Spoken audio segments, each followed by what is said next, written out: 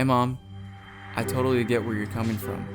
Those worries you have about the world out there, it can be pretty intimidating, I won't lie. But I've come to realize that life shouldn't just be a straight path.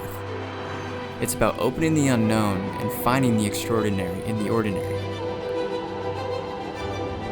I ventured into the heart of the jungle, felt the rush of the deep sea, explored hidden caves, and even danced with fire beneath the endless sky. These experiences, Mom, they shape me in ways I never could have imagined. The world, it's not as intimidating as it may seem. It's a place filled with wonder, beauty, and endless opportunities for growth. The words I'm sharing with you, they're not just words. They're echoes of a life that's been lived to the fullest. I love you, Mom, but I also love what this beautiful world has shown me, that the unknown is not to be feared.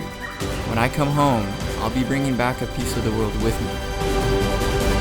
And I hope you'll see it's not so scary after all. Bye, Mom.